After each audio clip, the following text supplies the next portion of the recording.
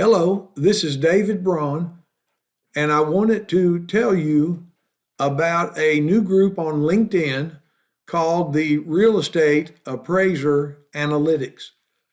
It was started by Keith Wolf, and as of the date of this video, which is 1/17/24, we have about very close to 300 members. Now, some of the things that are being discussed have to do with price prediction and what appraisers call the opinion of value.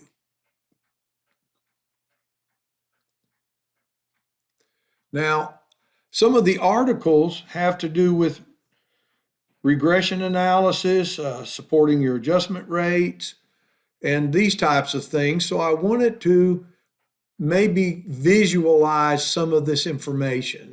We've got articles, maybe it's easier to see it. So let's talk about three things that you're going to need to be a good analyst. One is awareness, the other is judgment, and then there's experience. Now, awareness basically really is knowledge, but you get it from two places. You get it from books, and you get it from research. And we're going to do just a little bit of research in this video. Now, judgment, I think maybe you either have it or you don't. I really don't know how you build judgment other than through experience. So maybe you learn through experience. So let's talk about what's going on when we talk about modernizing appraisals, when we think about analysis. First of all, we want to get into modeling, but the good news is appraisers have always modeled. The comparison grid is a model. A model is made up of two things: comparables and adjustment rates or coefficients. Okay, so we've always modeled. So appraisers are modelers. We just don't think of it that way. Now, where comparables are concerned, we always search for comparables thinking about, is comp 1 similar to the subject? Is comp 2 similar to the subject? Is comp 3? And so on. And I want to get away from that thinking. There's nothing wrong with it. Keep doing it today. But you see my X through there. And what I want you to think about, what's more contemporary, is the subject similarity to the group of comps. In other words, we think of the comps as a cohesive group, and we want to be similar to the whole group of comps, which is a little different than just the comp being similar to the subject. Now, we also want to think about that and more quantify the degree of similarity. Now, this is going to become obvious to you when appraisers have databases that you search for your comparable and they're already ranked. The property characteristics are already ranked, like the condition are ranked from 1 to 6, and they're already ranked, and the qualities may be ranked, and the gross living area. And then you can mathematically quantify the degree of similarity of the subject to the group. So that's coming. And also probably the AVM folks can do that today, because most of the time they're probably searching for 3 or 4, I think probably variables, and they know the ratings for those, or they have some idea of the degree of those ratings. And as soon as they get those where they can see those ratings, then they can do this too. And this is huge in the reliability of your analysis. Now let's talk about adjustment rates. Now here's some more contemporary thinking. Doesn't matter where they come from. That's probably completely different than what appraisers are used to, not so much probably data scientists or price prediction folks, but appraisers think about credibility of their analysis in terms of, I used a recognized extraction technique, might be paired sales, might be regression, whatever it is. I used it and I did it properly and I applied it to relevant data. Okay. And then they just stop. There's my evidence. There's my support that I did a credible job.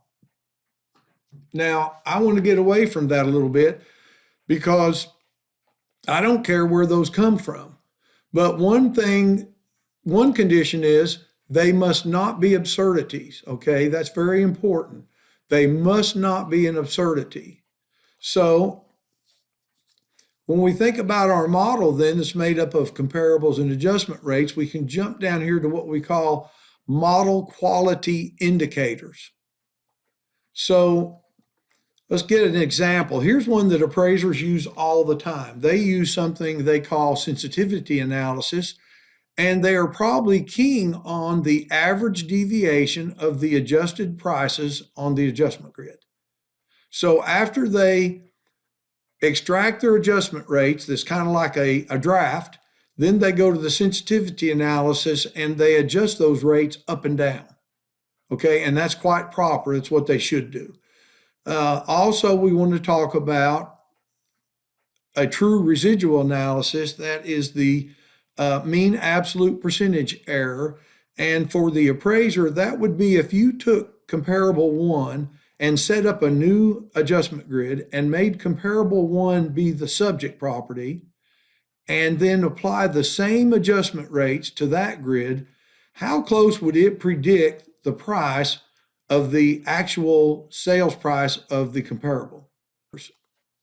But basically, you're going to select the adjustment rates or fine-tune the adjustment rates based on the model quality indicators. So basically what we've got then is we've kind of got 1, 2, 3, and I started to put ABC, simple as ABC, but we're analysts. We don't need no stinking text. We use numbers. So 1, you get the subject information. 2, you select the final adjustment rate amounts based on your quality indicators, and then 3 is your quality indicators. So with all that being said, now let's go to an example and let's do some research. In this example, we're going to look at 2 methodologies. We're on the trainer sheet for the T-Lease valuation processor. And so we have that here. In a minute, we're going to see the answers in green. And we have multiple linear regression that we're going to look at also. So what we're going to do is, for research, we want to use hypothetical sales that we build. So we've built 5 sales based on some ratings. Here's the ratings for them. And then here are the coefficients. Okay, so basically in this case, we are going to find the condition. We've got to find the quality. We got to find the gross living area. We got to find the garage, and we got to find the bath. So there's 5 variables. Now what I want to do is jump a little bit higher, maybe to 12%. And I'm going to hit the random here. And another thing to understand then, when I say plus or minus 12%, that's what we are randomly changing the sales price to. In other words, the intrinsic value of comp 1 is $340,750. But because it could sell anywhere plus or minus 12% based on just random, a random generator, it picked 320,000, 305,000, okay? So you can see these are different. Now, this is what we call more realistic data rather than perfect data, okay? Because when we do real work, we don't have perfect data. We have data that's not accurate, and we have prices that vary randomly based on the human behavior of buyers and sellers. So let's get this going. What I want to do, because I'm really just trying to do some research here, not show you so much how to use the tea leaves, but I've hit the random a couple times. Now I'm going to transfer these sales and the subject property over, and it's warning me I'm over 8%. I've transferred it over to the comps grid. This is what you'd fill out to start with if you were doing a real appraisal. Then you would hit load and some pre-calcs. And it's a little different here, but our our our market condition rate was 0. It's a stable market. I didn't want to confuse it. Um, and it's got these breakdown in time periods because it will handle curvilinear adjustments if the market rate changes. For example, recently the market was maybe in your area was 18%. It stayed 18%, and maybe it dropped to 16, 14, then to 8, and it would make those adjustments. But we don't have to do that now. I'm going to hit all. They're all 0, and then predict. The adjustments are all they're already 0 anyway, and then I'm going to go next, and I have to put some rate, some rate for the actual.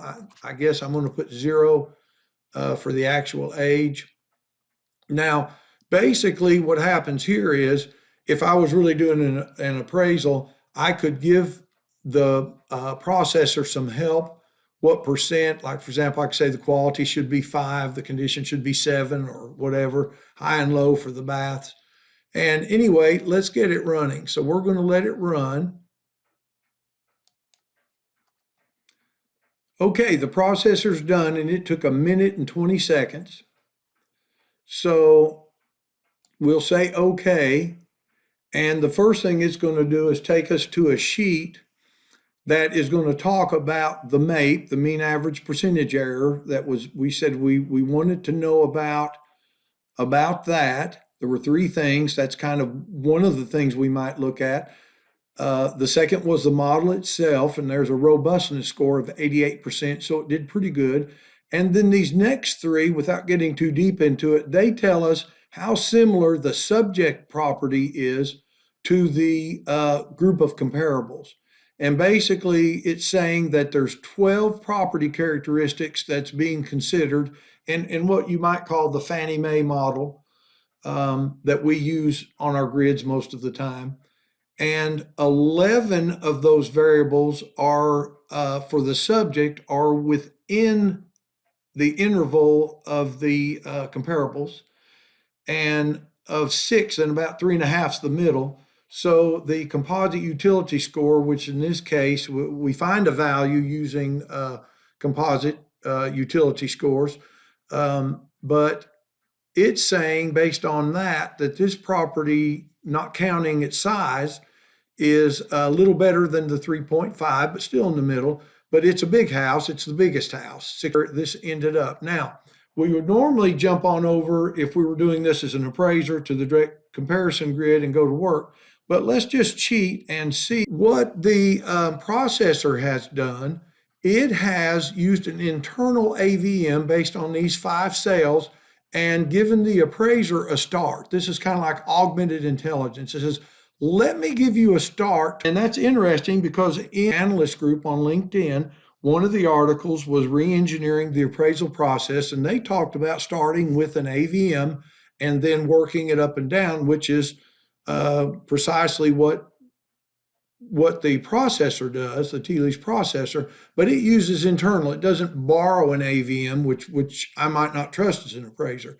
So this has given us a little grid here that we're going to look at just a minute. This is our research, and what we're comparing is we're going to compare what was the actual hypothetical numbers to what the processor got to what multiple linear regression got. So let's start with our adjustments, okay? The actual condition adjustment that we started with was minus 15,000. The processor said, hey, I think a minus 19.8, and the multiple linear regression used minus 29, 321. It got tagged for being absurd, and I don't know if that's really absurd, but it's almost double. So at double, we get an X. And if it's the wrong direction of the adjustment, if that had been a plus 29, it got an X. Then the actual quality adjustment was 15,000. The processor got 20,300. And the multiple linear regression did very well at 19,154. It's not absurd. Now I'm going to let you follow these through yourself a little bit. You've seen how we've compared them. So you've got the gross living area you can look at. This is pretty high, but it didn't get checked for absurd. These that are zeros, a lot of these, they were all the same. Like the basements were all zero because there was no basement. Then here we've got the garage, and you might notice something a little weird is multiple linear regression decided just to put a zero for that. It found it, it just said, I'm going to let it be zero, and it got tagged for being an absurdity. And remember, one of our conditions was, I don't care where the rates come from. What I do care about is that they're not absurdities. Now, let's look at the baths. The actual was 6,000 was the adjustment rate. The processor used 10,700, and the multilinear regression used 34,000, which is marked as an absurdity. Now, let's come down and let's look at our adjustment rates. We just looked at them in terms of absurdities.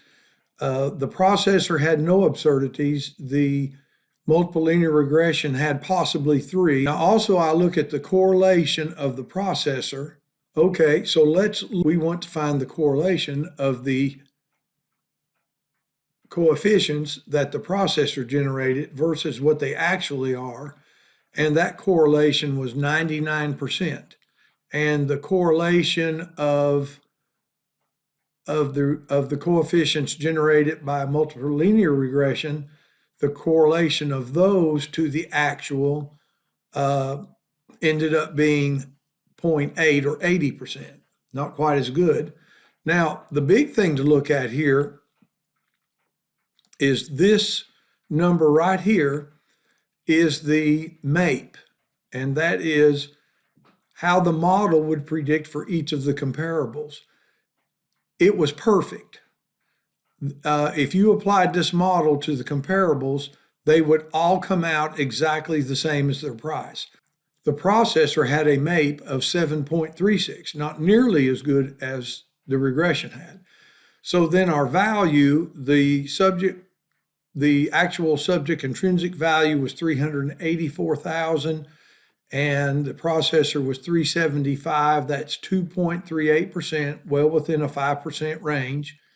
And the regression predicted 436,000, which is almost 14% off. So what we've seen is regression to a fault tries to get the MAPE or the residuals to be perfect, 0.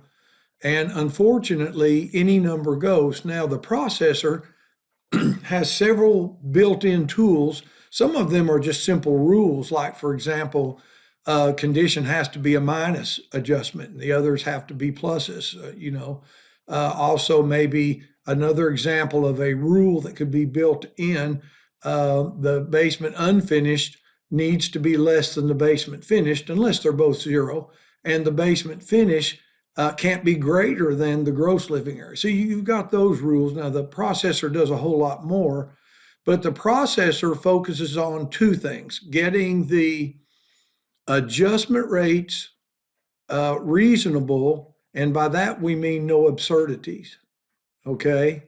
Then we could, when we were done with this part, which we just kind of look at the internal AVM that the processor threw out, you would go to your DCA if you were doing a real appraisal, okay?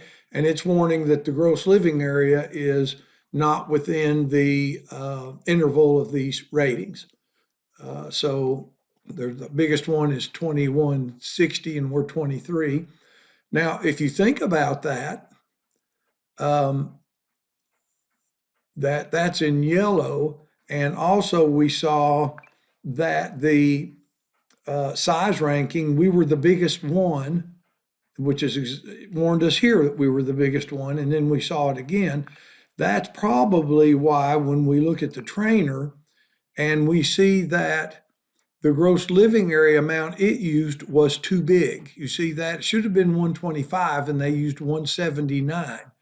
So since ours is the biggest, it overstated the value, and you come down here and you can see that that's true. It overstated the value. It's 436 versus 384, and now we can explain why.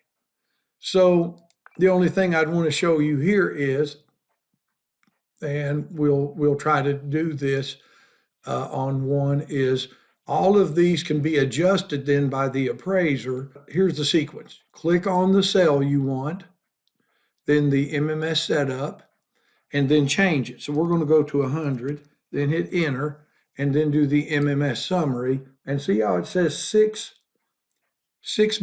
model indicators got better. So we know we can probably raise this again. I'll do MMS setup and put in 110, enter, and do it again, and see it still says make it bigger. So then I would adjust each of these is what you would do, but that's not the point of what we're doing here. We were trying to do some research on the multiple linear regression and the processor so we understand how they work. And because we understand how they work, we have awareness. And that's one of the things that we need, awareness. Okay. Thank you very much.